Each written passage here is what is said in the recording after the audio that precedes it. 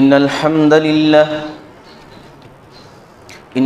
لله نحمده ونستعينه ونستغفره ونعوذ بالله من شرور أنفسنا ومن سيئات أعمالنا من يهده الله فلا مضل له ومن يضلله فلا هادي له وأشهد أن لا إله إلا الله وأشهد أن محمدًا عبده ورسوله أما بعد فإن خير الحديث كتاب الله وخير الهدي هدي محمد صلى الله عليه وسلم وشر الأمور محدثاتها وكل محدثة بدعة وكل بدعة ضلالة وكل ضلالة في النار. أعوذ بالله من الشيطان الرجيم. بسم الله الرحمن الرحيم. وما خلقت الجن والإنس إلا ليعبدون. رب اشرح لي صدري ويسر لي أمري واحلل عقدة من لساني يفقهوا قولي. رب زدني علما رب زدني علما رب زدني علما. محترم سامعین کرام، بزرگان عظام اور خواتین اسلام،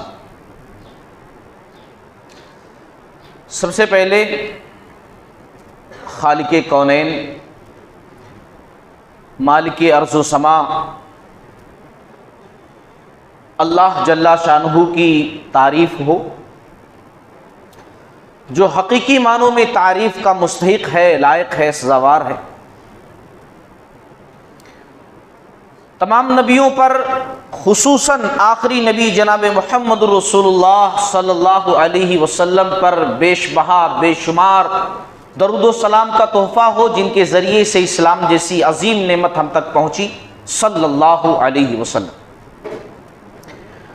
محترم حضرات، آج جس موضوع پر، جس ٹاپک پر مجھے بات کرنی ہے، وہ ٹاپک ہے شب برات، بدعت یا عبادت۔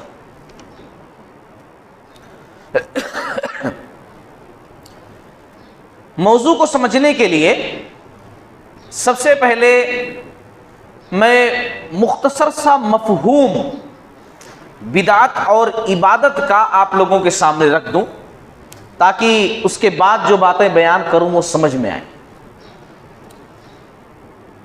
عبادت ہر اس کام کو کہتے ہیں کہ جسے ہم اللہ تعالیٰ کو راضی کرنے کے لیے کریں اور اس کا ثبوت قرآن و حدیث کے اندر موجود ہو، یہ عبادت ہے۔ زندگی کا ہر کام، ہر عمل جو ہم اللہ تعالیٰ کو خوش کرنے کے لیے، راضی کرنے کے لیے کرتے ہیں، اور وہ کام کتاب و سنت کے مطابق ہو، قرآن حدیث کے مطابق ہو، قرآن حدیث کے خلاف نہ ہو، وہ عبادت ہے۔ بدعت کس کو کہتے ہیں؟ بدعت ہر اس کام کو کہتے ہیں جسے دین سمجھ کر کیا جائے، نیکی سمجھ کر کیا جائے، لیکن اس کا ثبوت قرآن و حدیث کے اندر، سنت کے اندر نہ ہو، اس کی دلیل قرآن حدیث کے اندر نہ ہو، اس کو بدعت کہتے ہیں۔ بدعت کی بات آئی ہے تو یہ بھی کہہ دوں کہ بسا اوقات غلط فہمی بھی ہو جاتی ہے لوگوں کو کہ بدعت کہتے ہیں جو نبی کے زمانے میں جو چیز نہیں تھی آج ہے وہ بدعت ہے۔ یہ مفہوم جب لوگوں کے ذہنوں میں آتا ہے تو لوگ کہتے ہیں نبی کے زمانے میں بریانی نہیں تھی، نبی کے زمانے میں پنکھے نہیں تھے، نبی کے زمانے میں یہ مسجدیں اس طرح نہیں ہوتی تھیں، نبی کے زمانے میں ایسے کپڑے نہیں ہوتے تھے، نبی کے زمانے میں ہم نہیں تھے، نبی کے زمانے میں آپ نہیں تھے، تو ہم سب بدعت ہو گئے کیونکہ نبی کے زمانے میں نہیں تھے۔ لیکن بدعت اس کو نہیں کہتے. بدعت کہتے ہیں ہر اس کام کو جس کو دین سمجھ کر کیا جائے جبکہ دین میں اس کا پروف، اس کا ثبوت نہ ہو. پنکھا چل رہا ہے، اس کو دین سمجھ کر تھوڑی کوئی چلا رہا ہے کہ پنکھا نہیں چلے گا تو جمعہ کی نماز نہیں ہو سکتی ہے، مائک نہیں رہے گا تو جمعہ کا خطبہ دینا حرام، بریانی کھا رہے ہیں تو اتنا ثواب ملے گا. ایسا سمجھ کر تھوڑی کرتے ہیں. جس کو دین سمجھ کر کیا جائے، ثواب سمجھ کر کیا جائے لیکن اس کا پروف اور ثبوت قرآن و حدیث کے اندر نہ ہو، اس کو بدعت کہتے ہیں. چلیے یہ دو باتیں انشاءاللہ آپ لوگ سمجھ گئے ہوں گے. یہ موضوع شب برات عبادت یا بدعت اس لیے سلیکٹ کیا گیا کیونکہ یہ شعبان کا مہینہ چل رہا ہے اور ابھی عنقریب 15 شعبان آنے والی ہے. 15 شعبان کو شب برات منایا جاتا ہے.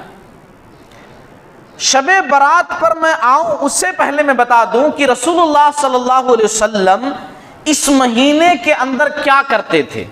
شعبان کے مہینے میں آپ صلی اللہ علیہ وسلم اس مہینے کے اندر کثرت سے روزہ رکھتے تھے.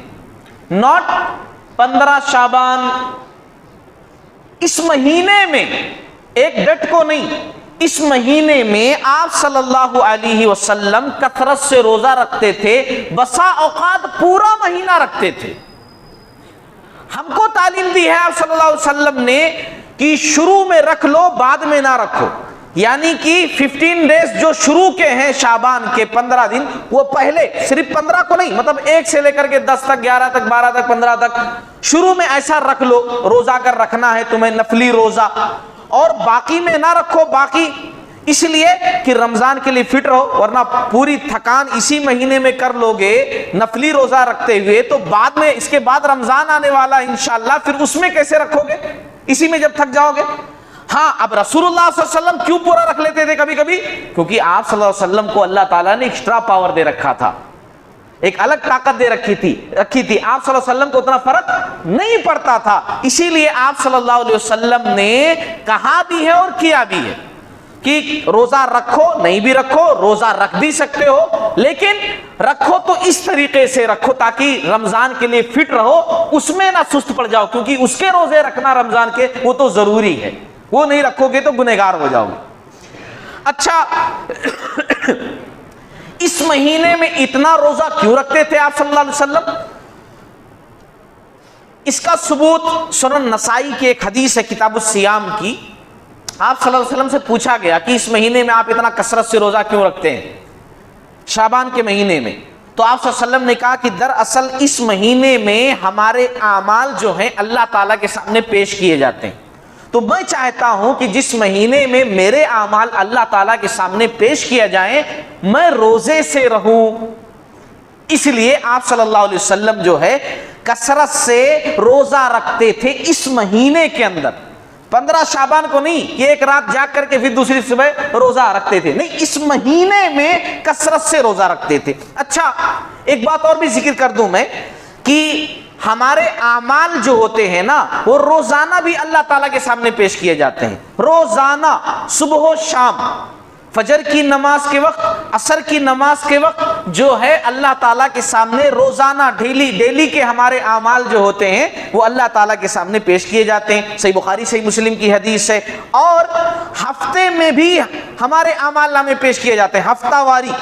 جیسے ترمذی کتاب الصوم کی حدیث ہے کہ ہفتے میں 2 دن پیر اور جمعرات کو بھی اللہ تعالیٰ کے سامنے ہمارے اعمال جو ہے پیش کیے جاتے ہیں. اور سالانہ یعنی سال بھر کا جو رہتا ہے اعمال نامہ وہ اس مہینے شعبان کے اندر پیش کیا جاتا ہے نا. تو معلوم کیا ہوا، روزانہ ڈیلی بھی ہمارے اعمال اللہ تعالیٰ کو پیش کیے جاتے ہیں اور ویکلی ہفتے میں بھی پیش کیے جاتے ہیں، اور سالانہ سال بھر کا جو ہے اس مہینے کے اندر ہمارے اعمال نامے پیش کیے جاتے ہیں اللہ تعالیٰ کو. اب آتے ہیں شب برات پر. شب برات یہ عربی لفظ نہیں ہے. اب دیکھیے اسلام کے اندر جو بھی باتیں ہیں سب عربی کے اندر ہے نا، کیونکہ آپ صلی اللہ علیہ وسلم کی لینگویج کیا تھی؟ عربی. قرآن کس میں نازل ہوا؟ عربی.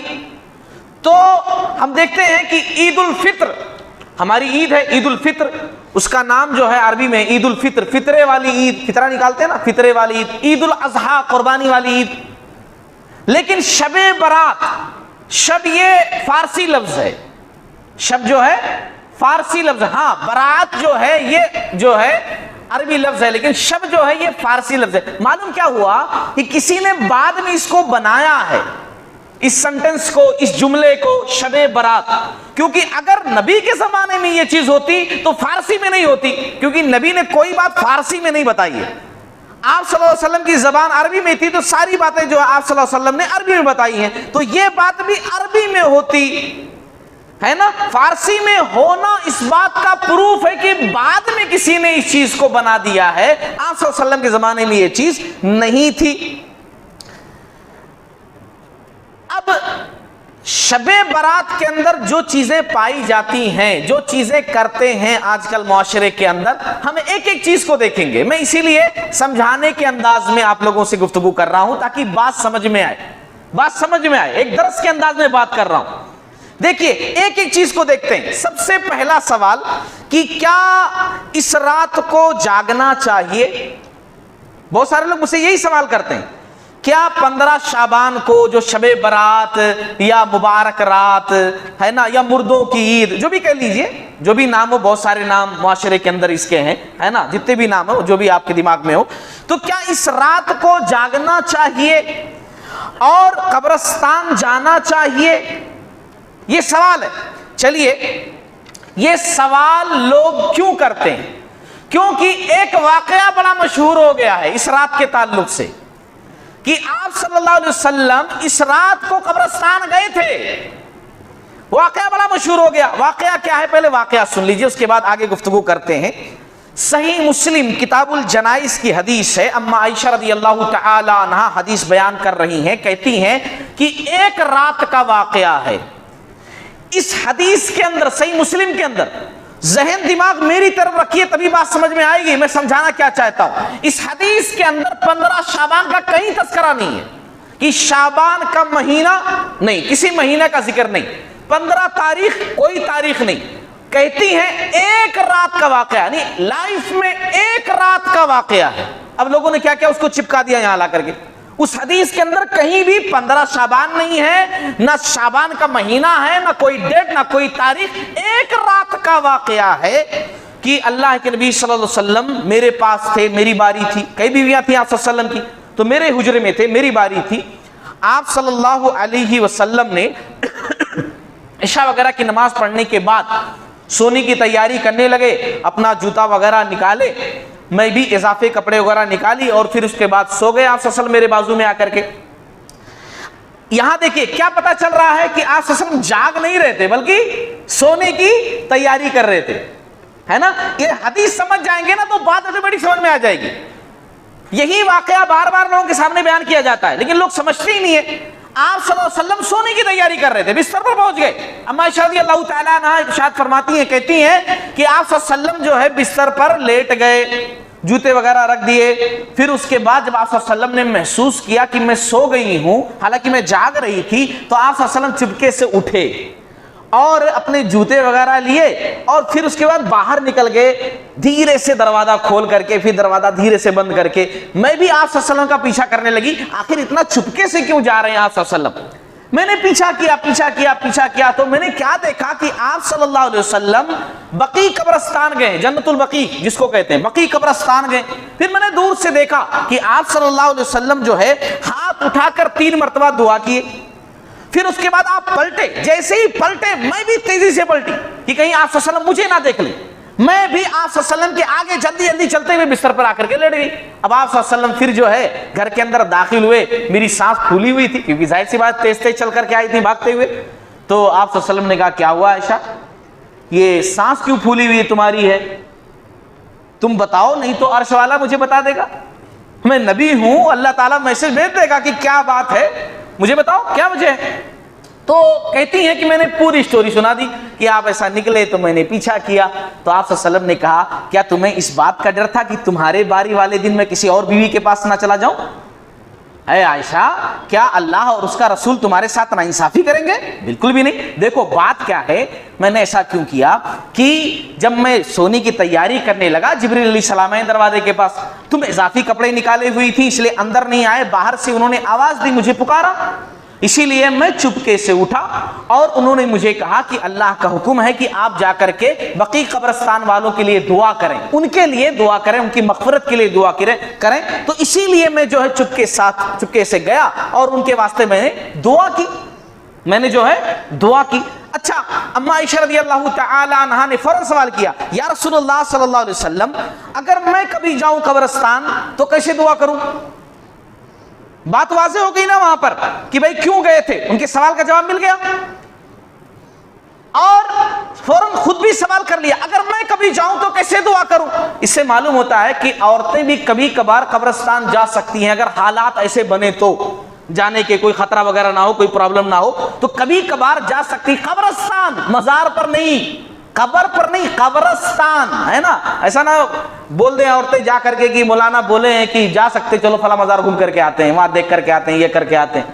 قبرستان ہے نا، قبرستان جہاں سجاوٹ نہیں ہوتی ہے، جہاں پختہ قبریں نہیں بنی ہوتی ہیں، قبرستان جہاں جا کر کے موت کی یاد آتی ہے، قبرستان۔ اما عائشہ رضی اللہ تعالیٰ نے سوال کیا، جو زیادہ جائیں عورتیں ان پر لعنت کی گئی ہے، لیکن کبھی کبھار جا سکتی ہیں، اس حدیث سے پتہ چلتا ہے، صحیح مسلم کی حدیث ہے۔ تو آپ صلی اللہ علیہ وسلم نے کہا ہاں جا سکتی ہو، جب تم وہاں پر جاؤ تو یہ دعا پڑھو، السلام علی اہل الدیار من المؤمنین والمسلمین ویرحم اللہ المستقدمین منا والمستاخرین وانا انشاءاللہ بکم للاحقون۔ آپ صلی اللہ علیہ وسلم نے دعا بتا دی، یہ دعا جا کر کے وہاں پر پڑھو، ان سے دعا مانگو نہیں، ان کے واسطے دعا کرو، ان کے واسطے دعا۔ اب یہ حدیث یہیں پر اینڈ ہے، ختم ہے، سمجھیے بات کو، یہ حدیث یہیں پر ختم ہے، یعنی اس کے آگے اب حدیث نہیں ہے۔ لیکن کیا کیا لوگوں نے، جن لوگوں نے شب برات کو ایجاد کیا اور جب دلیل دینے کی بات آئی تو اس واقعے کے اندر اپنی طرف سے کچھ باتیں ایڈ کر دی، داخل کر دی، پورا اسٹوری لے کر آئے، کیا کہا صحیح مسلم میں یہ حدیث ہے، صحیح مسلم میں حدیث ہے، یہ اسٹوری صحیح مسلم میں ہے، اس میں کوئی شک نہیں، مگر یہیں پر یہ اسٹوری ختم ہے، یہیں پر یہ واقعہ ختم ہے۔ اپنی طرف سے کیا ایڈ کیا وہ سنو، جو ایڈ کیا وہ ترمذی کے اندر ہے، ترمذی کے اندر کیا ایڈ کیا کہ آپ صلی اللہ علیہ وسلم جب واپس آئے، اما عائشہ رضی اللہ تعالی عنہا سے بات ہوئی، تب آپ صلی اللہ علیہ وسلم نے کہا کہ عائشہ، اللہ تعالیٰ 15ویں شعبان کی رات کو آسمانی دنیا پر آتا ہے اور قبیلے بنو کلب، ایک قبیلہ تھا، وہ لوگ بکریاں بہت پالتے تھے، بہت زیادہ بکریاں پالتے تھے، تو آپ صلی اللہ علیہ وسلم کہتے ہیں کہ قبیلے بنو کلب کی بکریوں کے بالوں سے زیادہ تعداد میں لوگوں کی مغفرت فرماتا ہے۔ اس میں کیا کیا لاسٹ میں دیکھو، 15 شعبان کی رات کو ایڈ کر دیا اور کچھ اضافی الفاظ بھی اس میں داخل کر دیے۔ امام ترمذی رحمت اللہ علیہ نے یہ بات ذکر کرنے کے بعد ترمذی کے اندر کہا کہ امام بخاری رحمت اللہ علیہ کہتے ہیں یہ روایت سندن ضعیف ہے۔ امام ترمذی رحمت اللہ علیہ نے ان الفاظ کو نقل کیا، وہاں پر لکھا، لیکن اس کے نیچے ہی فوراً لکھا کہ امام بخاری رحمت اللہ علیہ کہتے ہیں یہ روایت سند کے اعتبار سے صحیح نہیں ہے بلکہ ضعیف ہے۔ اب ایک سوال اور بھی اٹھتا ہے نا کہ جب وہ جانتے تھے یہ ضعیف ہے پھر لکھا کیوں بھائی؟ لکھنا ہی نہیں چاہیے تھا۔ محدثین ہم سے کہیں زیادہ آگے سوچتے تھے، احادیث کی کتابیں ویسے ہی جمع نہیں کر دی ان لوگوں نے، وہ لوگ جانتے تھے کہ لوگ یہی کہیں گے کہ امام ترمذی رحمۃ اللہ علیہ نے کیوں لکھا، یا بعد میں ایسا بھی لوگ کہہ سکتے تھے ارے ساری باتیں لکھے مگر ایک حدیث چھوٹ گئی، دیکھو یہ بھی تھی، اسی لیے ان لوگوں نے لکھ دیا اور بتا دیا دنیا والوں کو کہ دیکھو ہمیں پتا ہے کہ حدیث بول کر کے یہ بھی مشہور ہے مگر میں لکھ رہا ہوں یہ حدیث نہیں ہے، تم صرف جانتے ہو کہ یہ حدیث ہے، یہ حدیث نہیں ہے، سند کے اعتبار سے یہ بات جھوٹی ہے، غلط ہے، لکھ کر کے بتا دیا۔ آنے والے لوگ یہ نہ کہیں ارے ایک بات تھی جو چھوڑ دیے تھے انہوں، ایسا لوگ نہ کہیں، ہے نا۔ تو بات کیا معلوم ہوئی کہ یہ جو 15 شعبان کی بات اس میں ایڈ کی جاتی ہے نا اس واقعے کے اندر، وہ سندن صحیح نہیں ہے، کسی نے بعد میں اس میں داخل کر دی ہے، بنا دی ہے اس کے اندر۔ چلیے اب اس سے کیا بات ثابت ہوئی؟ بات یہ ثابت ہوئی کہ اس رات کو جاگنا، جو جاگنے کی دلیل ملتی ہے وہ بالکل غلط ہے۔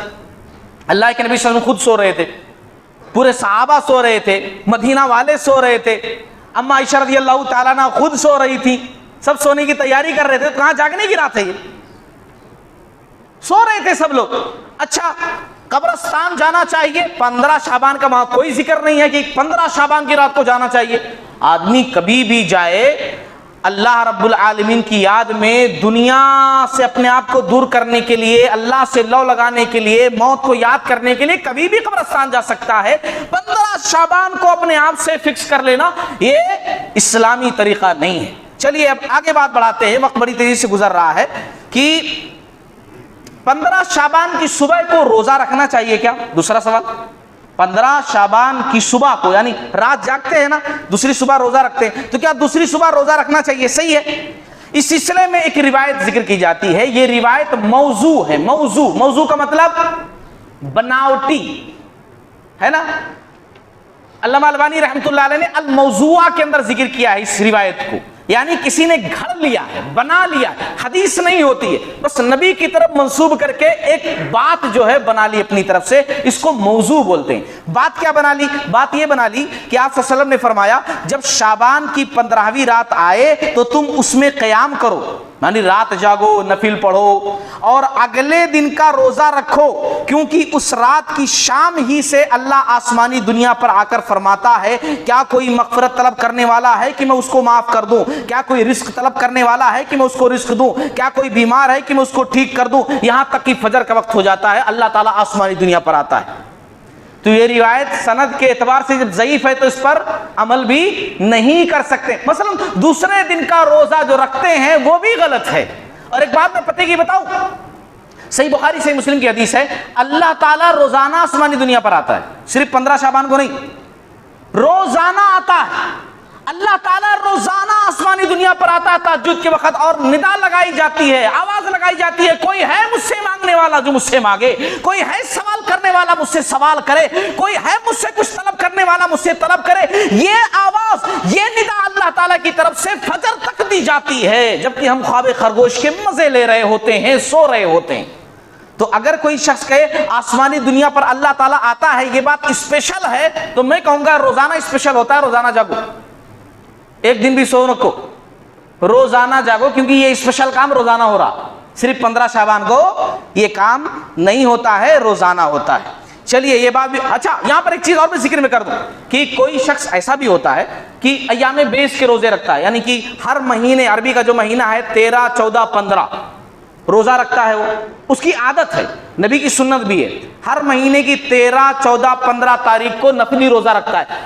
اب اس 15 تاریخ کو بھی روزہ رکھنا چاہ رہا ہے، اس کے دماغ میں کوئی یہ شب برات، یہ 15 شعبان ایسا کچھ بھی نہیں ہے، بس اس کی روٹین ہے کہ وہ ہر مہینے میں 13، 14، 15 کو روزہ رکھتا ہے، تو بالکل رکھ سکتا ہے وہ۔ انما الاعمال بالنیات، اس کی نیت ایسی نہیں ہے کہ شعبان کا مہینہ چل رہا ہے تب میں روزہ رکھ رہا ہوں، اس کی تو روٹین ہے ہر مہینے کے اندر وہ روزہ رکھتا ہے یوم بیس کے، تو بالکل رکھ سکتا ہے، اس میں کوئی پرابلم نہیں۔ اچھا اب ایک سوال اور بھی، کیا شب برات فیصلوں کی رات ہے؟ کیونکہ لوگ چیخ چیخ کر بیان کرتے ہیں نا کہ شب برات وہ رات ہے جس میں ہر کام کا فیصلہ کیا جاتا ہے، بڑے بڑے فیصلے کیے جاتے ہیں اس رات کے اندر، کیا سے کیا باتیں لوگ چیخ چیخ کر کے بیان کرتے ہیں، اور دلیل کیا دیتے ہیں؟ دلیل بولو کہ بھائی دلیل اس کی کیا ہے، کیونکہ اسلام کے اندر کوئی بات بغیر دلیل کے ایکسپٹ نہیں ہے، کیونکہ اسلام ہمارے گھروں کے اندر نہیں بنتا، اسلام ایک مکمل دین ہے جو رسول اللہ صلی اللہ علیہ وسلم کے زمانے میں وقت میں مکمل ہو چکا ہے، بس اسی کو ہمیں فالو کرنا ہے، اس کے اندر نہ کوئی چیز نکال سکتے ہیں نہ ایڈ کر سکتے ہیں، وہ ایک مکمل دین ہے۔ تو دلیل کیا دیتے ہیں؟ دیکھیے سنیے بات کو غور سے، سورہ دخان کی آیت ہے، آیت 3 اور 4، اللہ نے فرمایا انا انزلناہ فی لیلۃ مبارکۃ انا کنا منذرین فیہا یفرق کل امر حکیم، یقیناً ہم نے اس قرآن کو بابرکت رات میں اتارا ہے، بے شک ہم ڈرانے والے ہیں، اس رات میں ہر مضبوط کام کا فیصلہ کیا جاتا ہے۔ لو مل گئی دلیل، اللہ نے کہا نا کہ یہ ایسی رات ہے جس میں ہم نے قرآن نازل کیا ہے اور اس رات میں ہر کام کا فیصلہ کیا جاتا ہے۔ اچھا اللہ نے کہیں اس میں شعبان کا، شب برات کا تذکرہ کیا اس آیت کے اندر؟ اللہ نے کہا لیلۃ مبارکہ، مبارک رات۔ کون سی مبارک رات؟ وہ رات جس میں قرآن اللہ نے نازل کیا ہے۔ کون سی رات؟ وہ رات جس میں ہر مضبوط کام کا فیصلہ کیا جاتا ہے۔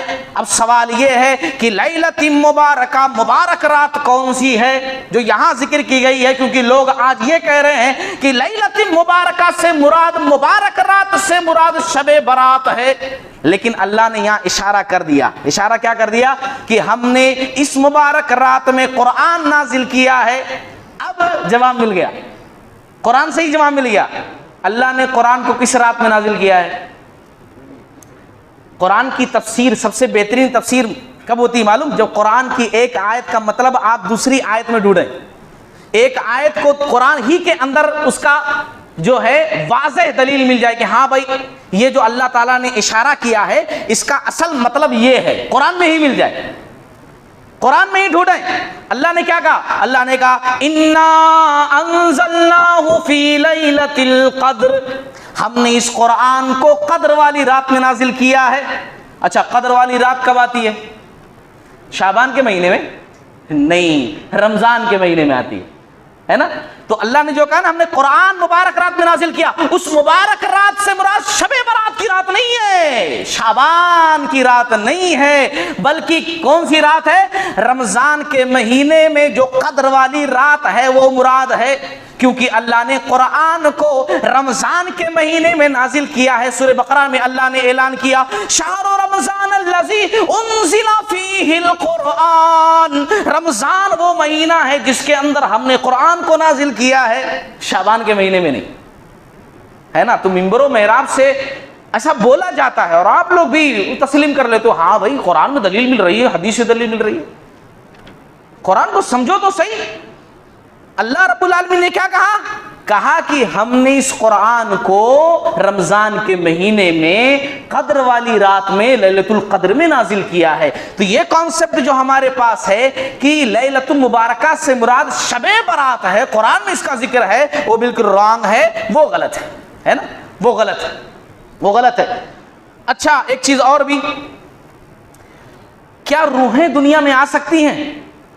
کیونکہ اس کو مردوں کی بھی عید کہا جاتا ہے نا، آج بھی مردوں کی، یعنی کہ دادا جی آتے ہیں، ہے نا، والد صاحب انتقال کر کے انہوں بھی آتے ہیں، ان کی روحیں آتی ہیں، ہے نا، ان کی روحیں جو ہے آتی ہیں، لوگ باقاعدہ ان کے پسند کے پکوان بنا کر گھر کے اندر رکھتے ہیں کہ ابو جی کو یہ پسند تھا، دادا جی کو یہ پسند تھا، دادی کو یہ پسند تھا، بسا اوقات ابو جی کو اگر سگریٹ پسند تھا تو وہ بھی رکھتے ہیں، کچھ ایسے بھی اللہ کے بندے ہیں بوٹل بھی اگر پسند تھی تو وہ بھی رکھ دیتے ہیں، پسند تھا والد صاحب کو تو جو جو پسند تھا وہ کھانے پکا کر کے بنا کر کے انتظار کیا جاتا ہے کہ یہ مردوں کی مردے آتے ہیں، اور صاف صفائی کا خاص طور سے دھیان رکھا جاتا ہے۔ کچھ لوگ تو ایسے ہوتے ہیں مانتے ہی نہیں مولانا آتے ہیں، کیسے آتے ہیں؟ مکھی کی شکل میں آتے ہیں، تتلی کی شکل میں آتے ہیں، چھپکلی کی شکل میں آتے ہیں، مگر آتے ہیں مانتے ہیں، مطلب آتے ہیں، ایسا کہتے ہیں۔ اچھا، اب سوال وہی ہے کہ کیا ایک آدمی مرنے کے بعد دنیا سے چلا گیا، روح نکل گئی، کیا روح دنیا کے اندر دوبارہ واپس آ سکتی ہے؟ بس یہ جواب اگر مل جائے تو سب فائنل ہو جائے۔ چلیے جواب ڈھونڈتے ہیں قرآن مجید سے۔ اللہ نے سورہ المؤمنون کی آیت نمبر 100 کے اندر کہا، بات 100% صحیح ہے اور آیت نمبر 100 کے اندر موجود ہے۔ اللہ نے کیا کہا؟ اللہ نے کہا وَمِن وَرَائِهِمْ بَرْزَخٌ إِلَى يَوْمِ يُبْعَثُونَ، مرنے کے بعد وہ ایسے عالم برزخ میں ہیں، ان کی روحیں پھر قیامت تک دنیا میں پلٹ کر نہیں آ سکتی ہیں۔ ایک آدمی مر گیا، ایسی دنیا میں اس کی روح پہنچ جاتی ہے، وہاں سے دوبارہ دنیا کے اندر پلٹ کر کے نہیں آ سکتی۔ اللہ کہہ رہا ہے، اللہ نے کہہ دیا دوبارہ نہیں آ سکتے، تو یہ جو ہے کہ آتے ہیں گھر کے اندر، یہ بالکل غلط ہے، یہ جو ہے صحیح نہیں ہے۔ اچھا، اب اس پر دیکھیے کچھ لوگ اور کنفیوز کر دیتے ہیں، بولتے ہیں نہیں ایسا نہیں ہے قرآن میں دلیل ہے۔ اللہ نے قرآن میں کہا نا تنزل الملائکۃ والروح، فرشتے نازل ہوتے ہیں اور روح بھی نازل ہوتی ہے۔ تو دیکھو روح نازل ہوتی ہے، قرآن میں خود ہے کہ روح نازل ہوتی ہے، روح اترتی ہے، روح دنیا کے اندر آتی ہے، قرآن میں تنزل الملائکۃ کہ فرشتے آتے ہیں، والروح، اور روح بھی آتی ہے۔ تو آپ کہہ رہے ہیں کہ روح تو نہیں آ سکتی، مگر روح تو آ رہی ہے، قرآن میں خود ہے۔ اللہ کے بندے، روح کا مطلب تو سمجھو۔ اللہ نے یہاں روح سے جو کہا ہے کہ روح آتی ہے، وہ فرشتوں کے سردار جبریل علیہ السلام، اس سے مراد کون ہے؟ فرشتوں کے سردار ہے نا، فرشتوں کے سردار حضرت جبریل علیہ السلام اس سے مراد ہیں. اور یہ بات میں اپنی طرف سے نہیں کہہ رہا ہوں کہ میں سمجھ لیا اور آپ کو سمجھا رہا ہوں, نہیں, اللہ نے یہ بات سمجھائی ہے بھائی, اللہ نے ہی یہ بات سمجھائی ہے کہ روح سے مراد کون ہے, روح سے مراد جبریل علیہ السلام ہے. اللہ نے دیکھیے قرآن مجید کے اندر کیا کہا, میں نے کہا نا جیسا قرآن کی ایک آیت کو قرآن ہی سے آپ سمجھو, یہاں اللہ تعالیٰ نے اشارتاً بات کی, کہیں اللہ تعالیٰ نے صاف طور پر بات کی, اس کو پڑھ لو گے اس کا مطلب سمجھ میں آ جائے گا. تو دیکھیے یہاں پر اللہ نے کہا کہ فرشتے بھی آتے ہیں, روح بھی آتے ہیں. سورۃ شورى کے اندر اللہ نے کہا نزل بہ الروح الامین, اس قرآن کو امانت دار فرشتہ لے کر کے آیا ہے. کون؟ جبریل علیہ السلام لے کر آتے تھے قرآن نا, قرآن کون لے کر آتے تھے؟ جبریل علیہ السلام. اللہ نے جبریل علیہ السلام کو کیا کہا, نزل بہ الروح الامین, اس قرآن کو امانت دار فرشتہ لے کر کے آیا ہے. مراد کون؟ روح تو نہیں لے کر کے آئے, یہ تو بات صاف ہے, ہر کوئی جانتا ہے, ہم بھی آپ بھی. جبریل علیہ السلام, اللہ نے اسی طریقے سے سورہ نحل کے اندر فرمایا قل نزلہ روح القدس من ربک, اے نبی کہہ دیجئے اسے آپ کے رب کی طرف سے جبریل علیہ السلام حق کے ساتھ لے کر کے آئے ہیں اس قرآن کو. تو یہاں جو روح قرآن کے اندر بولا گیا ہے نا, اس روح سے مراد کی روح لے کر کے آئے ہیں, روح نازل ہوتے ہیں, ان تمام الفاظ سے مراد حضرت جبریل علیہ السلام ہیں جو قرآن لے کر کے آئے ہیں. اچھا ایک سوال اور بھی, وقت بڑی تیزی سے گزر رہا ہے, کہ حلوہ کھانا کیسا ہے, کیونکہ ایک چیز اور بھی ہوتی ہے, حلوہ لوگ کھاتے ہیں, اس کے پیچھے کانسیپٹ کیا ہے؟ کانسیپٹ یہ ہے اس کے پیچھے کہ اللہ کے نبی صلی اللہ علیہ وسلم کے دندان مبارک یعنی کہ مبارک دانت ٹوٹ گئے تھے, تو آپ صلی اللہ علیہ وسلم نے نرم غذا کھائی تھی, حلوہ ہی نہیں نرم کھایا تھا. اس دور میں اتنا اچھا کہاں کھاتے تھے جیسے ہمارے پاس ہوتا ہے, نرم غذا کھائی تھی آپ صلی اللہ علیہ وسلم نے. تو لوگ کہتے ہیں کہ بھئی غزوہ احد میں آپ صلی اللہ علیہ وسلم گئے, دندان مبارک ٹوٹ گئے تھے, اسی لیے آپ صلی اللہ علیہ وسلم نے نرم چیز کھائی تھی, اس لیے ہم حلوہ کھا رہے ہیں, ایک سنت پر عمل کر رہے ہیں. تو سب سے پہلی چیز یہ آپ بھی دانت توڑ لو, اس کے بعد ہی حلوہ کھاؤ. دوسری چیز یہ جو بہت اہم بات ہے جاننے کی, کہ غزوہ احد کے اندر آپ صلی اللہ علیہ وسلم کے دندان مبارک شہید ہوئے تھے, یہ بات بالکل صحیح ہے, لیکن غزوہ احد کب واقع ہوئی ہے معلوم ہے؟ غزوہ احد کا جو واقعہ پیش آیا ہے وہ شوال کے مہینے میں پیش آیا ہے. کس میں؟ شوال کے مہینے میں. دانت ٹوٹے شوال کے مہینے میں, حلوہ کھا رہے ہیں شعبان میں, ہے نا, وہ سمجھ میں نہیں آ رہا کہ شوال کے مہینے میں دانت ٹوٹے تھے. تو چلو ٹھیک ہے, اگر تھوڑی دیر کے لیے سوچا جائے تو شوال کے مہینے میں کھانا چاہیے. شوال کے مہینے میں دانت ٹوٹے اور کھا رہے ہیں شعبان میں, ہے نا, یعنی یہ فٹنگ ہی پوری صحیح نہیں, پوری رانگ فٹنگ ہے, کہیں کی بات کہیں لا کر. اصل میں کیا معلوم, برائی جو غلط چیزیں ہوتی ہیں نا ان کے پیر نہیں ہوتے, بہت دور تک وہ نہیں چل سکتے, گر پڑتے ہیں. تو یہ باتیں چونکہ بناوٹی ہیں, یہ شب برات, یہ حلوہ کھانا, یہ مردوں کی عید, یہ روزہ رکھنا, یہ اس کے تعلق سے رات میں جا کر کے یہ نماز پڑھو تو ایسا ہو جائے گا, وہ ذکر کرو تو ایسا ہو جائے گا, یہ ساری باتیں من گھڑنت ہیں, بناوٹی ہیں, جس کی وجہ سے اگر تحقیق کرو, سرچ کرو تو ساری باتیں آپ کے سامنے واضح ہو جائیں گی کہ نہیں بھائی یہ سب کسی نے بنا لیا ہے, اس لیے ساری باتیں رانگ ہیں, فٹنگ ہی پوری گڑبڑ, ادھر کی ادھر, کہیں کی بات کہیں لا کر کے فٹ کر دی ہیں, ہے نا. تو چلیے اب ایک اور بات میں کہوں کہ کچھ ہمارے بھائی ایسے بھی ہوتے ہیں کہ ایسا بولتے ہیں کہ بھائی ٹھیک ہے, شب برات کا ذکر نہ قرآن میں ہے نہ حدیث میں ہے, کہیں بھی نہیں ہے, ٹھیک ہے, لیکن بھائی رات میں میں جاگوں گا کہ آج شب برات ہے بول کے, اس میں کچھ نماز پڑھوں گا, کچھ قرآن پڑھوں گا, تلاوت کروں گا, دعا مانگوں گا, تو اس میں غلط کیا ہے؟ عبادت ہی تو کر رہا ہوں, عبادت کرنا کوئی غلط تھوڑی ہے, میں اللہ سے دعا کر رہا ہوں, تو دعا کرنا کیا غلط ہے؟ میں نماز پڑھوں گا جیسے نماز پڑھنی چاہیے ویسے ہی نماز پڑھوں گا, تو اس میں نماز پڑھنے میں کیا غلط ہے؟ ٹھیک ہے دلیل نہیں ہے شب برات کی, لیکن عمل کروں گا تو عمل کرنے میں کیا غلط ہے؟ تو میں کہوں گا میرے بھائی عمل کرنا یہی غلط ہے کہ جب نبی نے جو کام نہیں کیا ہے آپ ان سے ایڈوانس بن کر کے کام کر رہے ہو. نبی سے زیادہ آپ عبادت گزار بن سکتے ہو, نبی سے زیادہ متقی بننا چاہتے ہو بن سکتے ہو. نبی نے کام جو کرنے کے لیے نہیں کہا, نبی نے جو نہیں کیا, آپ وہ کام کرو گے, اور اپنے عمل سے آپ یہ بتا رہے ہو کہ ایک اچھا کام اور بھی تھا شب برات, نعوذ باللہ من ذالک, نبی بتانا بھول گئے یا نبی نہیں کیا میں کر رہا ہوں. آپ کیا ثابت کرنا چاہ رہے ہو؟ نبی سے اچھے ہو آپ, ان کے قدموں کی دھول کے برابر ہم سب مل کر کے نہیں ہو سکتے صلی اللہ علیہ وسلم, اور ان سے بڑھ کر عمل کرنا چاہ رہے ہیں ہم لوگ, ان سے آگے جانا چاہ رہے ہیں. نبی نے ہر اچھا کام بتا دیا ہے، جتنے اچھے کام دنیا کے اندر ہو سکتے ہیں سارے اچھے کام بتا دیے ہیں، اور وہی ہم کو کرنا ہے۔ اس سے آگے بڑھیں گے تو اللہ کے نبی صلی اللہ علیہ وسلم کی حدیث سن لو، آپ صلی اللہ علیہ وسلم نے فرمایا من احدث فی امرنا ھذا ما لیس منہ فہو رد، جس نے ہمارے اس دین کے اندر کوئی نیا کام ایجاد کیا، میری مہر نہیں ہے اس کام پر، میرا ثبوت نہیں ہے اس کام پر، میں نے کہا نہیں ہے، میں نے کیا نہیں ہے، میں نے کر کے بتلایا نہیں ہے، اپنی طرف سے کوئی آدمی کوئی کام کر رہا ہے اور کہہ رہا یہ دین ہے، فہو رد، وہ دین نہیں، ریجیکٹ ہے، مردود ہے، ناقابل قبول ہے، اس کو ایکسپٹ نہیں کیا جائے گا۔ اپنی طرف سے کوئی کام کر کے آپ دین بنا لو، ایسا نہیں ہو سکتا ہے۔ اچھا، آخر میں ایک بات میں اور بھی ذکر کر دوں کہ دو روایتیں ایسی ملتی ہیں جن میں 15 شعبان کا تذکرہ ہے۔ وقت تھوڑا ہو گیا ہے، میں دیکھ رہا ہوں گھڑی کی طرف، لیکن یہ بات بہت اہم ہے، یہ ٹاپک بہت اہم تھی، اسی لیے میں تھوڑا لمبا اس کو بیان کر رہا ہوں۔ دو احادیث ملتی ہیں جس میں 15 شعبان کا لفظ ہے۔ ہاں، بعض محدثین نے اس پر کلام کیا ہے کہ یہ مدلس راوی ہونے کی وجہ سے یہ بھی روایتیں ضعیف ہیں، سندن صحیح نہیں ہیں، لیکن علامہ البانی رحمۃ اللہ علیہ کی تحقیق کے مطابق یہ روایتیں بیان کی جا سکتی ہیں، اور اگر میں بیان نہ کروں تو ایسا ہو جائے گا ایک بات کو چھپانا، اور میں یہ بات نہیں کر سکتا کہ کوئی بات ہو اور میں چھپاؤں۔ دو روایتیں ملتی ہیں، وہ روایتیں پہلے سن لیجئے کیا ہیں۔ طبرانی، ابن حبان، بہقی کی حدیث ہے، اللہ کے نبی صلی اللہ علیہ وسلم نے فرمایا اللہ شعبان کی 15ویں رات کو اپنی پوری مخلوق کی طرف بنظر رحمت دیکھتا ہے۔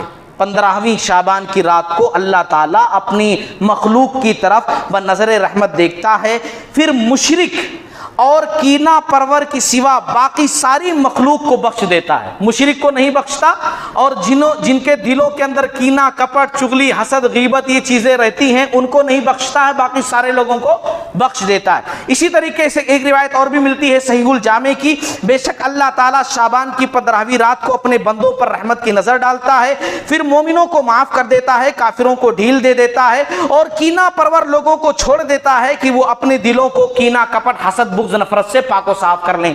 اب ایک سوال پیدا ہو گیا کہ جب 15 شعبان کا تذکرہ ہے اور اللہ تعالیٰ بنظر رحمت دیکھتا بھی ہے تو پھر ہم کیوں نہ جاگیں؟ اس میں جاگنے والی تو کوئی بات نہیں ہے۔ ہاں، 15ویں شعبان سے فائدہ آپ اٹھا سکتے ہیں، میں اٹھا سکتا ہوں۔ کیسے؟ جو اس حدیث کے اندر ذکر کیا گیا ہے۔ 15ویں شعبان سے فائدہ اٹھانا اگر ہے تو ایک کام کرو، زندگی میں کبھی شرک مت کرو، مگر اللہ کی پناہ سب سے زیادہ شرک شاید 15 شعبان کو ہی ہوتا ہے، کیونکہ اسی دن ہی پوری لائٹیں لگائی جاتی ہیں، ہے نا، اسی دن ہی جو ہے قبریں سجائی جاتی ہیں، اسی دن ہی باقاعدہ بڑے بڑے جلسے قبروں کے پاس منعقد کیے جاتے ہیں، لوگ جو ہے پھولوں کی بڑی بڑی مارکیٹ قبرستان کے پاس لگا دیتے ہیں، ہے نا، اسی دن۔ جبکہ اگر شعبان کی 15 تاریخ کو فائدہ اٹھانا چاہتے ہیں تو صرف اتنا کہ آپ زندگی بھر کبھی شرک نہ کریں، اور دوسری چیز کہ کبھی بغض، حسد، نفرت، کینہ، کپٹ دل کے اندر نہ رکھیں، ہے نا، کبھی کینہ کپٹ نہ رکھیں۔ انشاءاللہ 15 شعبان کا آپ کو فائدہ ہوگا۔ اور 15 شعبان کی جو بات ہے نا کہ اللہ تعالیٰ رحمت کی نگاہ سے دیکھتا ہے، تو پھر یہ چیز جو ہے ہفتے میں بھی ہوتا ہے۔ اللہ تعالیٰ ہر پیر ہر جمعرات کو جو ہے جنت کے دروازے کھولنے کا حکم دیتا ہے، ہر پیر ہر جمعرات کو، ہر ویکلی یہ چیز ہوتی ہے۔ صحیح بخاری صحیح مسلم کی حدیث ہے، ہر پیر ہر جمعرات کو جنت کے دروازے کھولے جاتے ہیں، اور مشرک کو چھوڑ کر کے اور کینہ کپٹ والے کو چھوڑ کر کے تمام لوگوں کو اللہ تعالیٰ معاف فرما دیتا ہے۔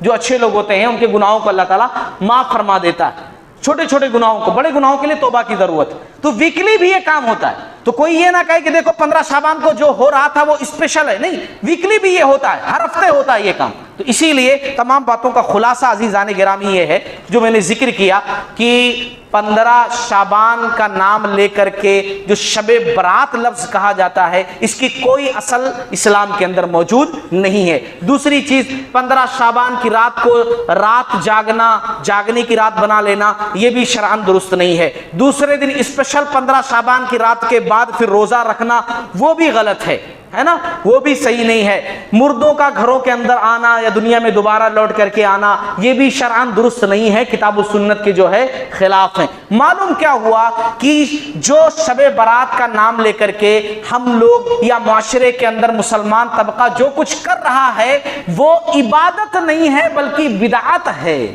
بدعت ہے، دین کے اندر ایک نیا کام ہے جس کا ثبوت صحیح طور پر قرآن و حدیث کے اندر نہیں ہے، اور نبی نے کہہ دیا ہے کل محدثۃ بدعہ وکل بدعۃ ضلالہ وکل ضلالۃ فی النار، ہر بدعت گمراہی ہے اور ہر گمراہی انسان کو کہاں لے کر جانے والی ہے؟ جہنم میں لے کر جانے والی۔